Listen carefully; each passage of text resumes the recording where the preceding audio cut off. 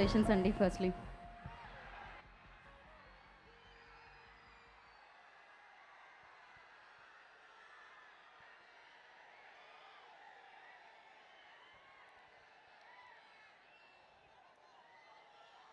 Hello boys,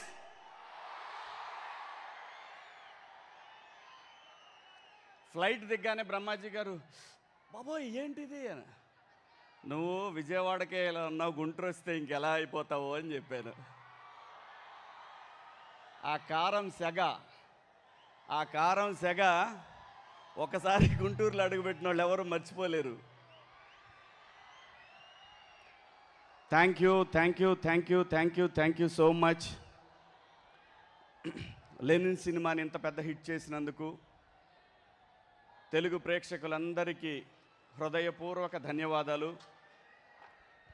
ఈ కార్యక్రమానికి విచ్చేస్తున్న రాష్ట్ర మంత్రివర్యులు దుర్గేష్ గారికి, అలాగే అనగాని సత్యప్రసాద్ గారికి స్వాగతం.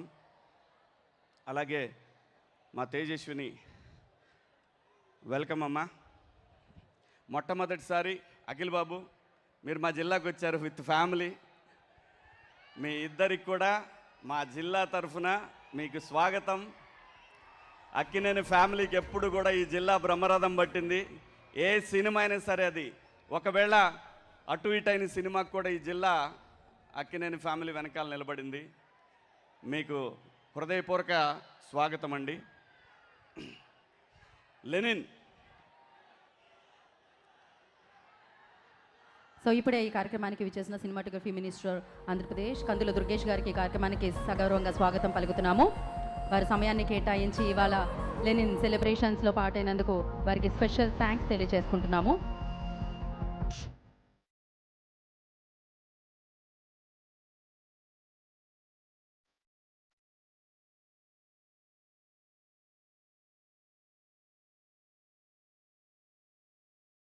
సో ఎస్, మిమ్మల్ని అందరినీ కలవడానికి, అలాగే టీమ్కి కంగ్రాచులేట్ చేయడానికి వారి సమయాన్ని కేటాయించి సినిమాటోగ్రఫీ మినిస్టర్ కందుల దుర్గేష్ గారు ఇవాళ ఈ కార్యక్రమానికి రావడం జరిగింది. వారికి ఈ కార్యక్రమానికి స్వాగతం పలుకుతున్నాము. అండ్ శివాజీ గారిని కంటిన్యూ చేయవలసిందిగా కోరుకుంటున్నాం.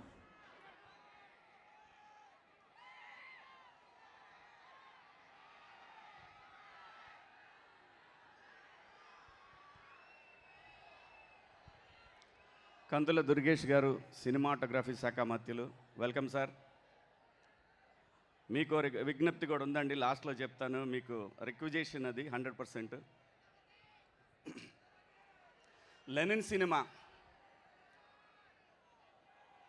సినిమా మా అందరికి కూడా, ముఖ్యంగా నా లైఫ్లో కూడా చాలా ఇంపార్టెంట్ సినిమా ఇది.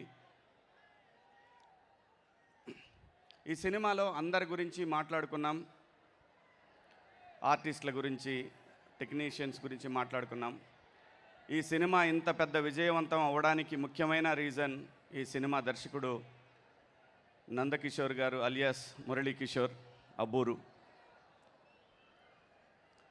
నేను సినిమా పరిశ్రమకు వచ్చి 30 years పైన అయిందండి. మధ్యలో 13 సంవత్సరాలు మా ఆంధ్రప్రదేశ్, అమరావతి, వీటన్నిటితోటి ఒక 13 సంవత్సరాలు గడిపేశాను. 13 సంవత్సరాల తర్వాత మళ్ళీ పరిశ్రమకు వస్తే ఘనమైన స్వాగతం ఇచ్చిన మీ గుండెల్లో పెట్టుకున్న మీ అందరికీ కూడా పేరు పేరున హృదయపూర్వక ధన్యవాదాలు. సినిమా ఏం మారలేదండి, ఎప్పటికీ మారదు కూడా. Indian cinema all about is emotion, glamour, ఇవి రెండే ఉంటాయండి. ఎన్ని తరాలు మారినా సరే ఎమోషన్ అనేది ఇండియన్ సినిమాలో ఎప్పటికీ ఉంటుంది. ఆ ఫార్ములా ఎప్పటికీ మారదు.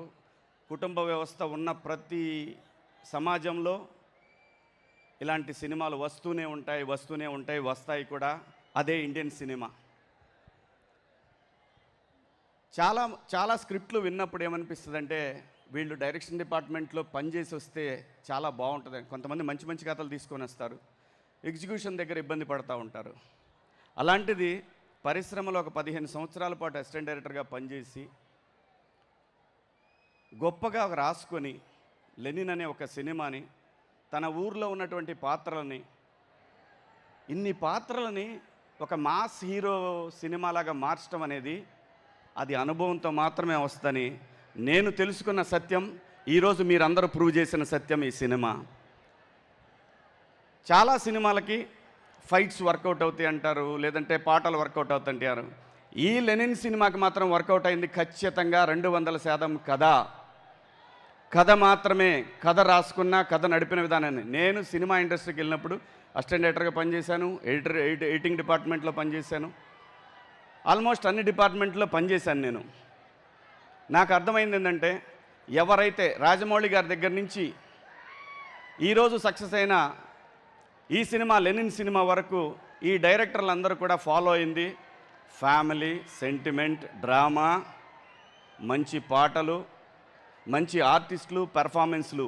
వీటిని నమ్ముకొని వీళ్ళు హిట్లు కొడుతున్నారు తప్ప కొరియన్ సినిమాలో తప్పేం కాదు.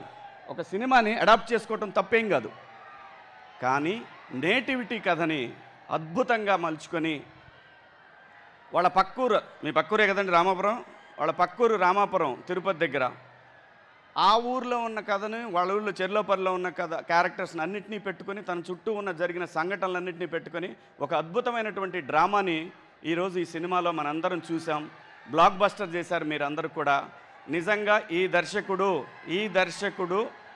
ఈ తరానికి ఒక రాజమౌళి గారిలాగా అవ్వాలని నేను మనస్ఫూర్తిగా కోరుకుంటున్నాను సార్. మీ దగ్గర అది ఉంది, మీకు పేషెన్సీ ఉంది, మీరు కష్టపడ్డారు, మీకు అద్భుతంగా సపోర్ట్ చేశారు. వంశీ గారు కానీ, అఖిల్ బాబు కానీ మీకు అద్భుతంగా సపోర్ట్ చేశారు. మీరు ఎంత చూపించాలో పేషెన్సీ ఈ సినిమాకి అంత చూపించారు కాబట్టే సినిమా ఎప్పుడు పేషెన్సీ టెస్ట్ చేస్తూ ఉంటుందండి. ఆ పేషెన్సీని ఎవరైతే ఎదుర్కోగలుగుతారో వాళ్ళు ఖచ్చితంగా సక్సెస్ కొట్టగలుగుతారు. సో ఇంత మంచి సినిమా తీసి దాంట్లో యతిరాజులు అనే ఒక పాత్ర నాకు ఇచ్చినందుకు కూడా మీకు హృదయపూర్వక ధన్యవాదాలు. అలాగే వంశీ గారు ఈ రోజున ఇండస్ట్రీలో సంవత్సరానికి 12 సినిమాలు తీస్తూ ఉన్నారు. ఈ 12 సినిమాలకి ఈ సంవత్సరం అయితే 12, లేదంటే 10, 8, 12 సినిమాలకి సార్ దుర్గేష్ సార్ మీతో చెప్పాలనుకున్నది ఇదేనండి. 12 సినిమాలు అంటే రోజు సినిమా ఇండస్ట్రీలో ప్రతిరోజు ఈరోజు 40 సినిమాలు జరుగుతూ ఉన్నాయి సార్. 40 సినిమాలకి ప్రతి సినిమాకి ఆల్మోస్ట్ 4000 మంది టెక్నీషియన్లు కానీ, ఆర్టిస్టులు కానీ వీళ్ళందరూ పనిచేస్తూ ఉంటారు సార్.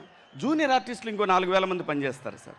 టోటల్గా ఒక్కరోజు ఒక ఇండస్ట్రీలో 10,000 మందికి ఇన్స్టెంట్గా జాబ్ దొరుకుతుంది సార్. ఇది గడిచిన 2 సంవత్సరాలుగా నేను ముఖ్యమంత్రి గారిని కోరుతూనే ఉన్నాను, ఉప ముఖ్యమంత్రి గారిని కోరుతూనే ఉన్నాను. ఈ ప్రాంతంలో కూడా సినిమా ఇండస్ట్రీ రావాలి. ఎందుకంటే మారుతున్న రాజకీయ సమీకరణాలు, ప్రాంతీయ వాదాల నేపథ్యంలో ఈ ప్రాంతంలో కూడా కళాకారులకు అవకాశం కావాలి అని అంటే ఖచ్చితంగా ఏదో ఒక చాలా కంపెనీలకు మీరు సైట్లు ఇస్తూ ఉన్నారు. ఒక చిన్నది, ఒక 20 ఎకరాల 30 ఎకరాల జాగా సినిమా పరిశ్రమ, ఇది సినిమా ఫిలిం నగర్, ఇలాంటిది ఏమన్నా ఇస్తే మాత్రం ఈరోజు ఇక్కడ ఇందాక ఈ పిల్లలు చూశాను, డ్యాన్స్ చేసిన పిల్లలందరూ కూడా వీళ్ళంతా లోకల్ టాలెంట్ సార్.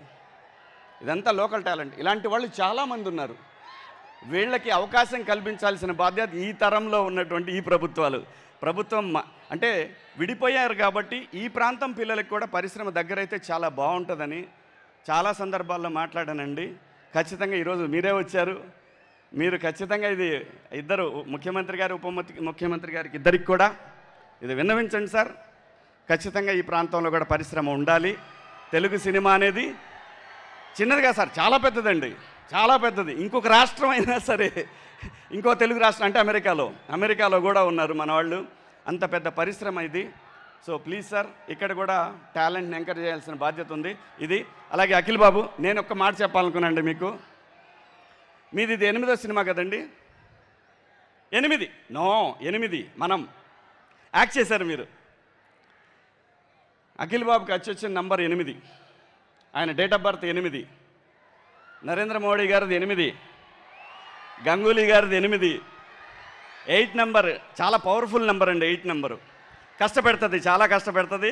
ఖచ్చితంగా వర్కౌట్ అవుద్ది, ఖచ్చితంగా చాలా పెద్ద లెవెల్లో వర్కౌట్ అవుద్దండి ఈ సినిమాలు. అలాగే మీ ఫస్ట్ సినిమాలో మీకు ఇంకొక సెంటిమెంటు నేను మొన్న ఈ మధ్య చూసి గమనించింది, కన్నయ్య, శ్రీసింధులో కూడా ఇంకో కన్నయ్య ఉన్నాడు.